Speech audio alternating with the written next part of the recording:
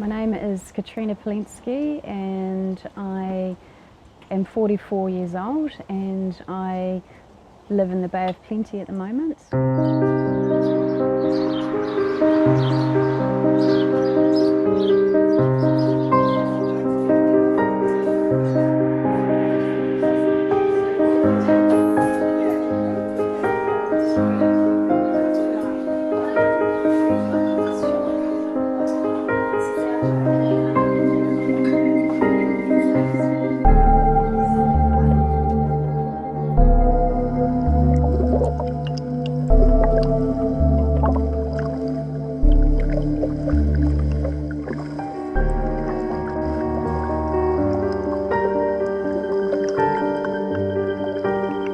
The main thing with quilting sounds a bit soppy, but you know, people don't chuck away quilts.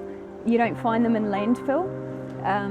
They are things that are dragged from house to house through the families, and even if they end up in the dog kennel, you know, people just don't want to throw them away because they're treasures.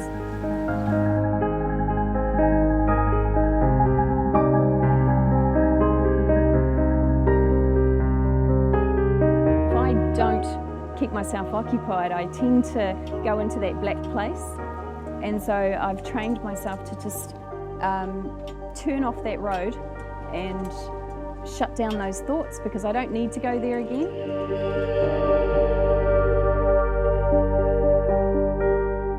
I spent 3 years on one quilt, which is on my bed. That was a labour of love, but it's not something I'm going to be stopping anytime soon. I still have a passion for it, even though I don't fully understand why. I just make things all the time.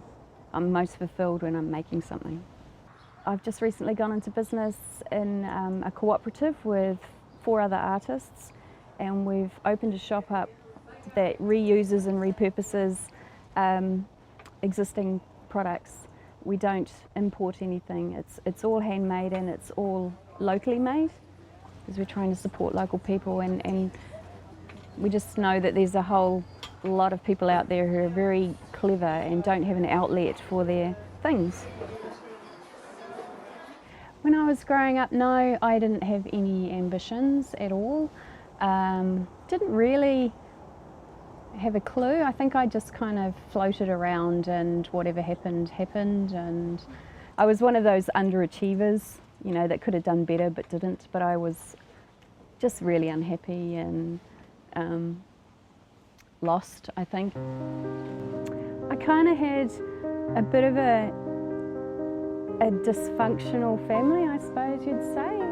I remember one night I came home and my mother was wasted and she was sitting on the couch with my stepfather's 308 on her lap, and she was really drunk, and I came in and she said, "If I see your friend, I'm gonna shoot her."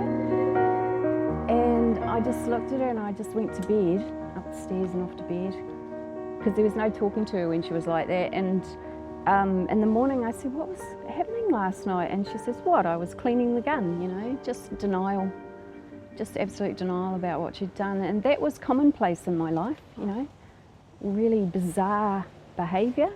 Even though she had this respectable job, she, you know, there was 2 sides to my mother, the one that everyone else saw and the one that we saw, and she was a drinker, and a binge drinker on the weekends with her 2 bottles of Bernardino Spumante, it's called. It's a real cheap wine, and to this day I still can't drink wine. She just was pretty indifferent about her kids, I think. She was an unusual woman.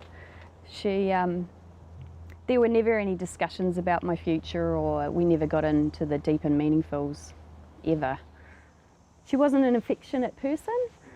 There was never a time that I can recall that she ever said she loved me or gave me a hug or anything like that. That never ever happened in our house. Not to me, not to my brother or my sister. No, well, my parents split when I was about 3 or very young, and there was no DPB back in those days. And I think she went straight to my stepfather, and he was a Swiss immigrant, He came over when he was 19 and he used to drive trucks around Europe. And he came from a family of 6, and I think his father was a bit of a hard man. But that's all that I know about him, because he never talked about his life either. He was really good to her, but he didn't like my brother and I. We didn't get on.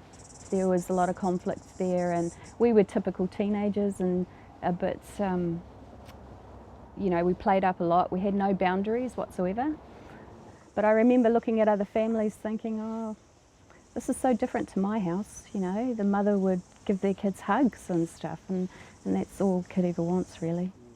So I've just made a point of being different to how she was. That's not how I am with my own children, and because I know what effects that can have, being insecure. And I used to ask about my father, but she'd never want to talk about him, and if she did, it would be some horrible story. So just, you know, things like that. She never told me anything positive about him, and I never met him until I was 27. I decided, oh, I'll find him for my children as well, for them to have a grandfather, because things, weren't going well with my family. And the first thing he said to me was, I knew you'd ring me one day. And when I first met him, he said, oh, you're so beautiful, and he gave me a big hug, and that was a real highlight in my life. And I have a really good relationship with him now, and I guess I could have carried over what my mother had said and believed her and all of that, but I just chose not to. And just knowing someone is so much like you, like I have the same facial structures, and I'd never had that before, and that was a really neat thing to see where I came from, you know, why I look the way I do.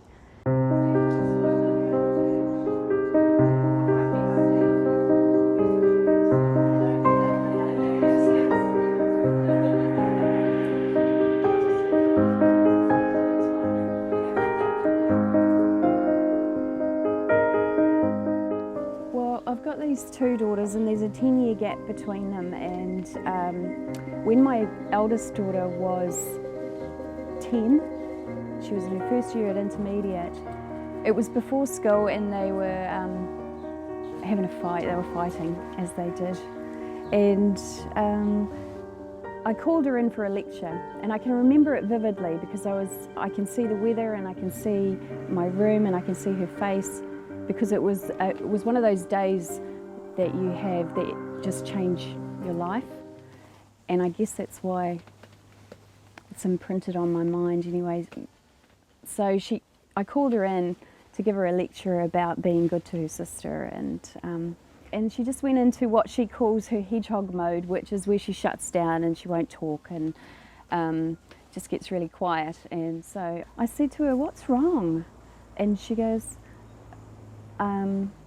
I don't want to tell you because it'll split up our family. And my mother radar went up, and I thought, oh, that's an unusual thing to say. And I said, just tell me and we'll deal with it. And she goes, well, when I go to Granddad's house, he makes me touch him down there. And she pointed to it, and I just died a little bit, and because I could see where this was going, and it was so out of the blue. And I said, so how long has this been happening? And she goes, ever since I can remember, it's always happened. And so I died a little bit more, and I think I started circling the planet at that stage, but I just snapped back into mother mode and just calmly said, so what made you tell me that? And she said, well, I saw this, in her cheerful way, I saw this ad on TV, and it was about this man in a hotel room with a little girl, and I knew that something was wrong with that.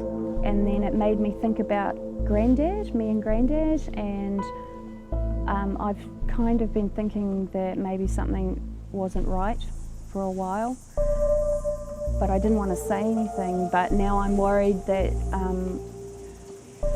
you know, her younger sister was going to go through the same thing. And so I said, well, the first thing is that you never have to go to Granddad's house again. And I said, thank you for telling me. And I gave her a hug and tried not to cry. I asked her a few more questions about what had been happening and just to get a clearer picture. And I said, so what do you want to do? You know, because I'm going to take care of this. And she said, well, I'll just go to school. And she was fine. So she went to school, kept things normal. And I immediately went to my friend's house out of town. And she had another friend there, and they were both mothers, and with all our children the same age. And I just turned up at her house, and I told her after I knocked on the door, I said, you know, it's my worst nightmare. And we just cried. We just cried and grieved over what had been taken from her, because they all had kids and they knew. Yeah, so they helped me sort myself out, and we made some decisions together, and I'm so thankful that they were there, because I was in shock. I drove back into town and I was going to the police station, and I pulled over because I was thinking, because I was just raging. Things just got really weird after that. It was like someone had put a grenade in the middle of our family and just detonated it. Relationships were falling all over the place. My mother stayed with him. She supported him. She told the police that she had stolen jewellery. She just made up stuff to make it look like she was a devious child and that she was sexually overt. I don't know why she did what she did. I never really had a discussion with her about it. The last time I ever spoke to her was before the court case, and I said, so what's happening? And she goes, I want you to know that I'm going to stay with him, and I've made up my mind, and that's my decision. And she hung up on me, and that was the last time I ever spoke to my mother, and we were estranged for many, many years after that until her death. My brother, just before the court case, wanted me to write a letter to the judge and explaining, asking for leniency. And I just couldn't believe it. I just couldn't believe it. You know, they were all visiting with him. You know, they were all rallying around him. And no one was really thinking about what my daughter had been through. He went to court, and the judge wasn't buying that it only happened on a few occasions, like he was trying to make out that it was only short term, hadn't happened for very long. And that she liked it, is one of the things he said, but that was his mental, he was justifying it. The judge said that I'm not under any illusions that this has been going on more than what you've said. I would like to give you more than 8.5 years, but that's what I'm going to give you with 5 years concurrent. So he got the maximum. For me, my story and my part of it is that I think I just needed some encouragement that, yes, I was still a good mother, and because I went through a state of deep depression. I couldn't sleep, I was an insomniac, and I lost lots of weight, which I can't afford to do. And I was addicted to sleeping pills quite severely, and that took a long time to sort that out. But I wasn't going to let it beat me, you know, I wasn't.